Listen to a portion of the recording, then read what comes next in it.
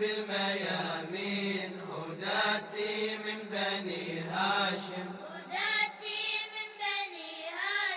بخاتم النبيين أخي الوحي أبي.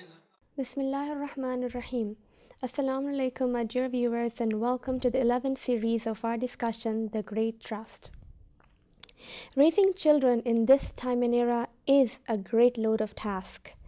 Not that it was easier in the earlier times, as we see examples from our ancestors and our ulama and our scholars, and we see how hard their parents struggle to achieve pious offsprings. But as we say today, the evil forces have become strong, so must our good forces. As the famous saying of Imam Ali goes, go and reach your children and discipline them before the evil forces reach them and destroy them. In order to learn more on this very important issue and to learn how to keep our children on the right path, we will welcome our alima to the studio, our dear alima Razia Batul Najafi. Assalamu alaikum, dear alima, and welcome once again, and thank you for blessing us with your presence. Alhamdulillah, we have learned so much, and our valued viewers have gained so much precious information on this very great topic, the great trust that alhamdulillah we have with us. As we know that we are discussing this great trust, and we know that our children are a great trust, but just for the benefit of our viewers and ourselves, what words or how does Allah mention the children in the Quran, from the point of view of the Quran? What words have been mentioned, just for the benefit of our viewers? Bismillah ar-Rahman ar-Rahim wa bihi nasta'een wa huwa khairu mu'een. First of all, I love to say really salam and my sincere du'as for all the parents who have this great trust in their laps and their hands, because as you have mentioned that it's a very, very great task in this era and in this time. That's why Allah has mentioned in Quran, in this question always rises for me, that why whenever our prophets, they have done dua for asking the pious children, they always use the word hab, Rabbi habli, hab.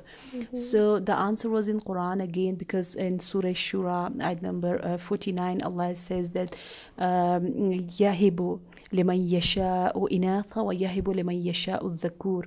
Like Allah, He grants whom He wants to give daughters, or who He wants to grant sons.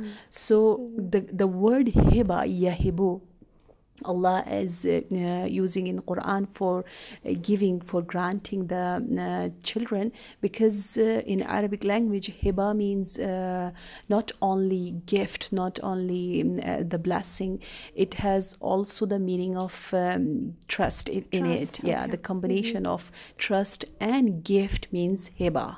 So that's why our Prophet, they used to say Rabbi habli, oh Allah, grant us, give us this beautiful like gift, which is a trust too. So the responsibility comes with it. And then the qualities, salih, Rabbi habli min ladunka zurriyatan طيبة, sometimes طيبة, like pure, sometimes salih means pious, and sometimes قرة أعين, the apple of the eyes, not normal children, the children with this qualities, special qualities. Yes.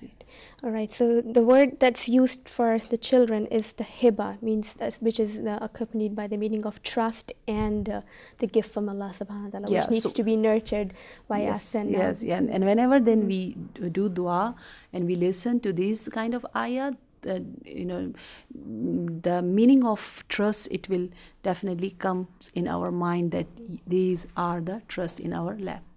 Okay, thank you, Alima, for giving us the very precise meaning of the trust that we were just to polish what we were doing so far. Just to give a brief summary from what we did last time to our viewers. We discussed the 7 steps that needs to be done after the child comes into this life for the first 7 days. That included wrapping the child, giving him a taste of Khake Shafa and the river of Farat, and shaving the head, and the others that followed, Akika, and likewise. What's next after the 7 steps? What needs to be done after the 7 days for the child? Yeah, as I have mentioned, because just when you are giving us this brief, you are using 7, right? And we have done before 7, and again, Hadith is emphasizing on this 7. Number He's 7. saying, Okay. 0 to 7, 7 to 14. You know, Okay. so again, the 7 is there. It's important. But everywhere. important, and our Alhamdulillah, we are so lucky. You know, there's no any doubt that we should be proud about this teaching of Islam, that how beautifully our Ahlul Bayt alayhimus salam's traditions and ahadith are giving us step by step, for each even we say stage and movement and there's step, guidance everywhere, guidance every step beautifully. guidance. And they have divided this training stage in 3 stages, like the duty which we have for, towards our children. So they make it very easy for us, and they are teaching us very beautifully. They are saying that there should be 3 stages. Every stage is different from other, so it shows that how they know the needs of that stage. 0 to 7 is different from 7 to 14. Each step, each time, each period is different. The psychology is different, the needs is different. So from 0 to 7, Islam says that as we know that it is the mastership time and period. Like they are sayyid, they are we can say free in this time. They have freedom. And the next stage is from 7 to 14 is the stage of obedience, like slavery, period of slavery. Maybe some people, they don't like this slavery because it's a very hard word, like completely how they become a slave, or completely how they can master and how they can become a boss in this 0 to 7. But inshallah we will explain it, that what does it mean actually. Right, because it does sound like a big jump from your child being a boss or a master for 7 days, and then suddenly when he turns, he gets his 7th birthday, 8th birthday, he's into a slave. It might be a big jump for the child itself. I don't know how would it affect the psychology, but of course, if it's from the imams, definitely it has wisdom and. Inshallah we'll explain it then. And the third one is the stage of advisory, like wazir, which is from 14 to 21. Yes. Okay. So these are the 3 stages from 0 to 21. That's the training period. This is where the parents are supposed to. For and then Hadith says after that there's no any responsibility on the parents. Okay. And then they should be trained in well manner, and they should be a pious children, because if you have fulfilled your duties, definitely is your part. So this is siyadat and ita'at and wizarat. These are the 3 terms. Terms. Yes. Okay. After this, we'd just like to, if you can quickly or give us more details on the period of mastership, as you said, the first 7 years, points to remember or tips that parents can note down for their benefit. But I love to say that these 3 stages has deep connection between them. These are related to each other. Interrelated. Yes. So if I fulfill my duties during 0 to 7, then I can do my duties from 7 to 14 very easily. It makes me my duties more easier. So from 0 to 7, if we look and we give some glance on ahadith, we see that how much again stress and emphasizes we have in riwayat and ahadith, that there are so many different words our Ahlul Bayt alayhim salam they are using.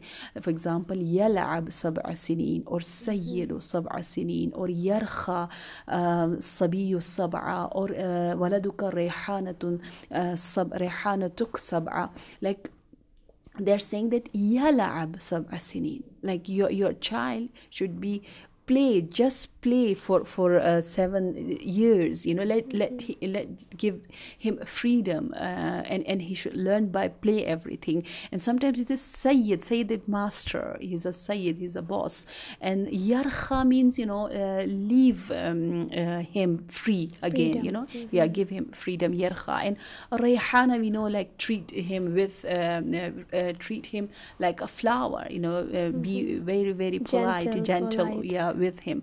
So this 4-5 words which I have collected, it shows that not only one imam or two imams or our Prophet Muhammad Mustafa sallallahu alaihi wasallam, so many Aima alayhimus salam, they are keep educating their followers to these techniques of tarbiyat and training of the child. From what I remember, in previous times, it was very, very strict in the schools. When the child would be 3 or 4, the teachers would really want the children to actually start learning and to start writing. But I see that now in Western countries, in the schools, children are actually left till they're 5 or 6, and they're not burdened with a lot of curriculum activities. It's just mostly play and nature activities.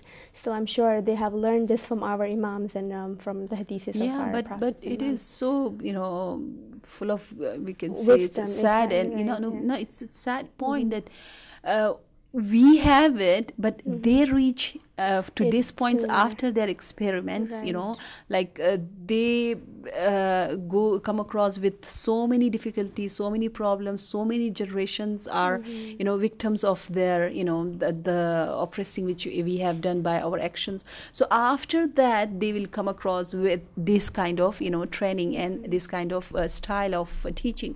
But we have it, but unfortunately I don't know where we were, and still where we are, because so many teachings are there, but we don't know it, we don't practice it.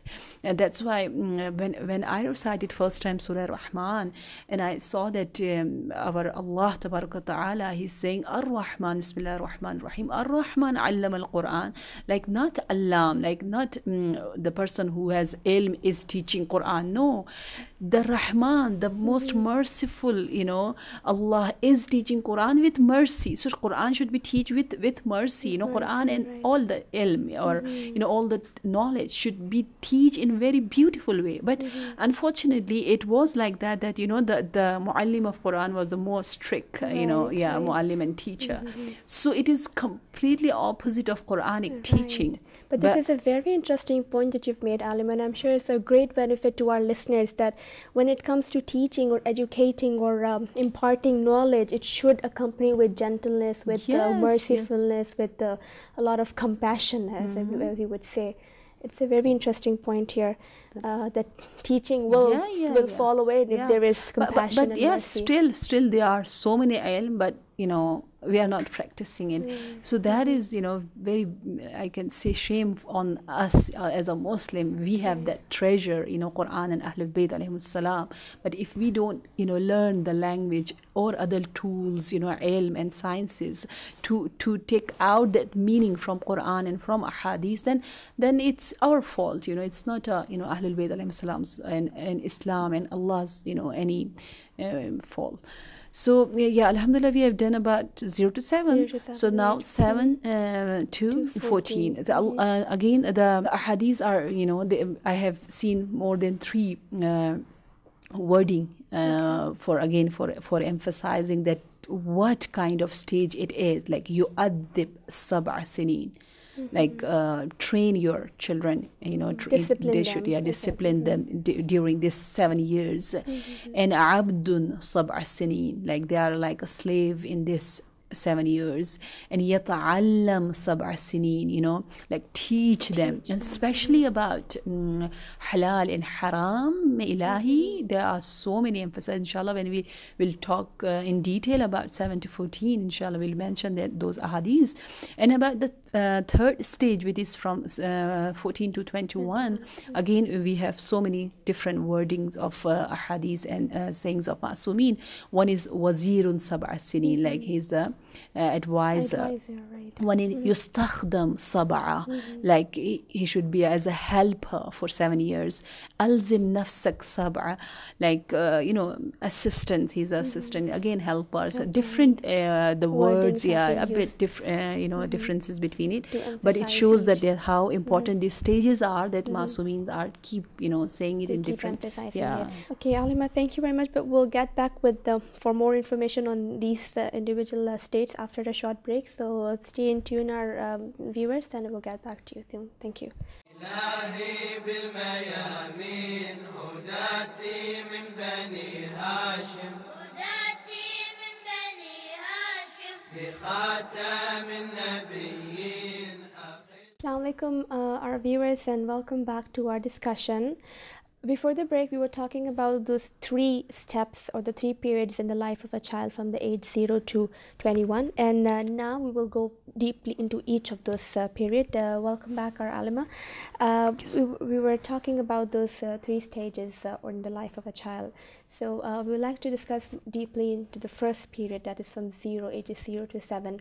Why should the child, or why should he be left to just play and enjoy and just learn from the nature, and what should he be doing? What should the parents watch when the child is 0 to 7 years of age? Yeah, because this is a period of freedom, as Hadith has mentioned. I think the reason is, as we all easily can observe, is that the maximum learning take place in this stage, and even the speed of growth is very rapid in this period. So the child is using his all senses, and everything is new for him in this stage. So if you don't give the child freedom, then how he can learn the things? So Islam says that if you give them freedom, let them experiment the things, let them move, let them play, let them even throw, touch and hear, and even write however he wants, as much as he does the experiment, that much he will learn more, by touching, feeling, by writing, by throwing. Even sometimes in child-proof environment, we should give the child this kind of freedom, and treat him as a king, definitely. So we know it, like, because in this time, in this era, you can't teach the child anything properly, directly. And we have very beautiful and very great example of our Prophet Muhammad Mustafa sallallahu alaihi wasallam, that how from till age of 40, he didn't preach his nation and mankind directly at all. He was teaching them indirectly by his ethics, actions, and mannerism, and his akhlaq and everything. And then this is a time in which you should and parents should win the child's heart, by our actions, by love, by giving respect, by giving all this attention and freedom. So when he observed that, and he understood the child, that the most sincere human in this world is my parent.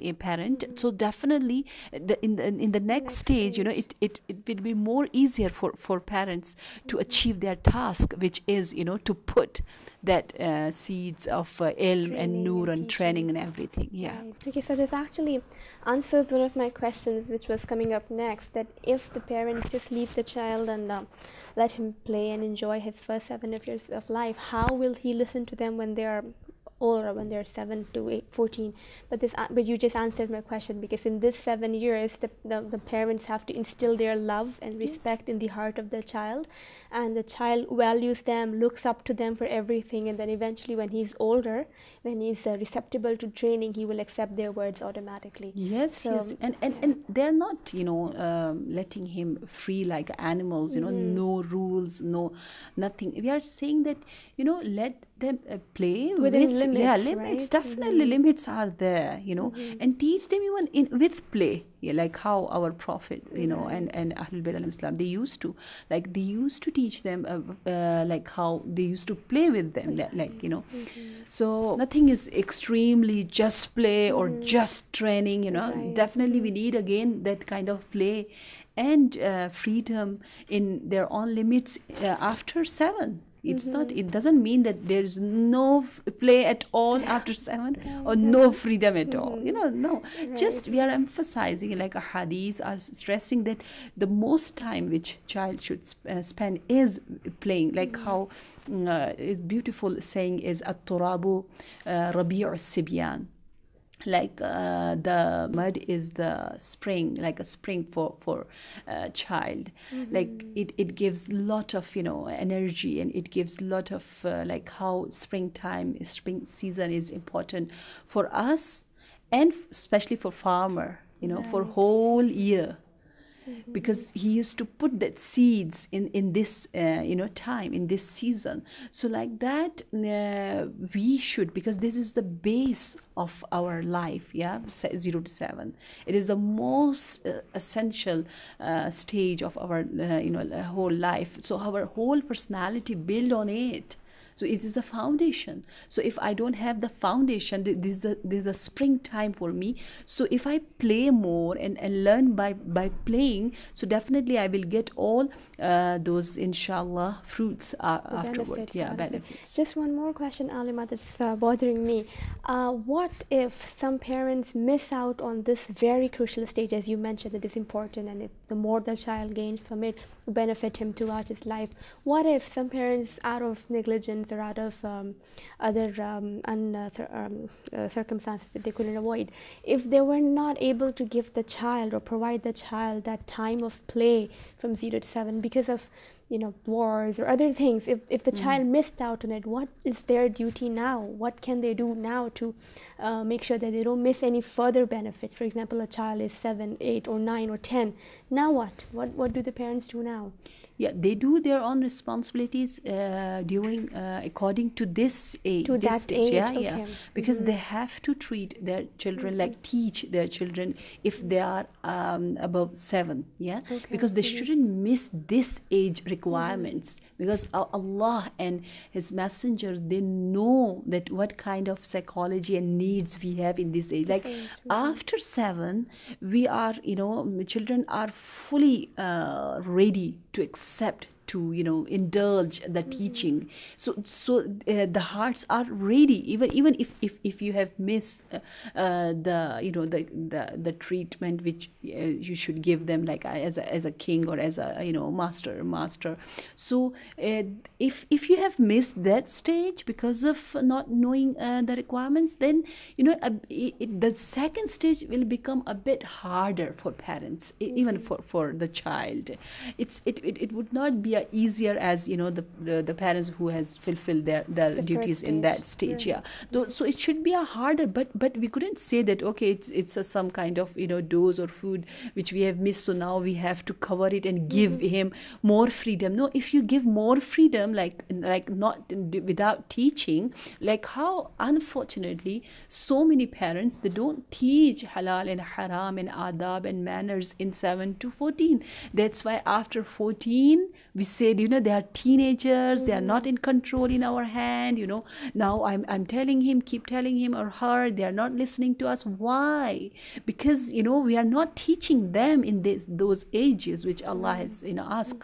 So if we are not fulfilling our duty after 7, if I get to know after 7, so I'm doing more like harm to the child. Harm to the child. It's again unjust to him. So we shouldn't miss this stage, at least if we have missed that stage. This is a very logical point, because for example, in day-to-day common life, if we are taking this antibiotic courses, and if you miss one course, the doctor says don't just leave it altogether, just do the next step, take the next course, don't just forget about it. So continue your doses, and if you've missed the previous one, that's okay, but take the next one. So similarly, if you missed the first period of their child's life, continue on with the next one, or whenever you learn about it. Beautiful example. That's a good point. Yes.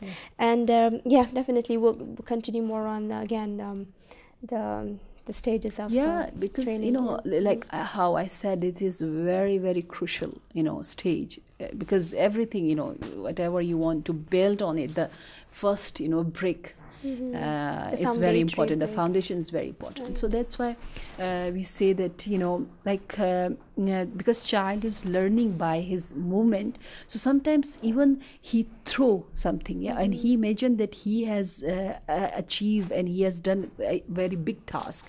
And if the parents, they don't know about the needs of the child and this experiment which he is doing, so sometimes they shout it at him, or they become angry. So then the child gets so demotivated, and he started to think that what happened, they are not getting meaning behind my this task. I'm doing such a great job because he threw something, and and he's making some kind of conclusion out of it, and he's so happy. He's thinking I've achieved something good, big right? thing. But and we don't know, we sometimes unfortunately, if some people they slept and they say something, so he becomes so confused. He said, what is happening in this world? Why I have come here? They don't let me to achieve this kind of my goal. So definitely, if we don't let them play or move in the child-proof environment, and each and every word which we say, like if we say don't do too much extremely, and don't touch this, don't talk this, don't play with this, don't write here, there.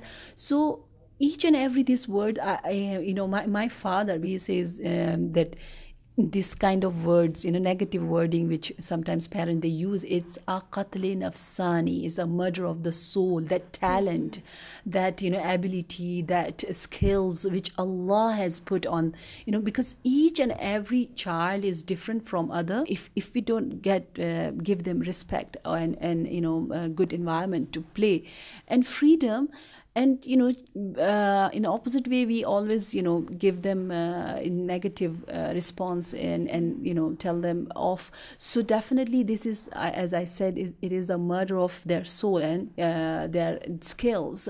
So the example is, if you put mud on the fire, so so fire will not come out like that if you are not giving them, if you are not encouraging them, if you are not letting them play, and just telling them off. So definitely you are surprising them, the skills their and the abilities, their potential. So restricting them from giving good environment is the biggest, I think, it's zulm and oppressing the child, which is so important for them in this time and in this era. And as I said, that if we give them mastershipness and freedom and treat them like a king, so how much benefit we will get as a parents, and how much benefit the child will get. Number one, as I said, their skills, their talents will come out. Right. It will not suppress. Number one. Number two, the trust of parents will be boost if we are giving that much respect to our child in this era.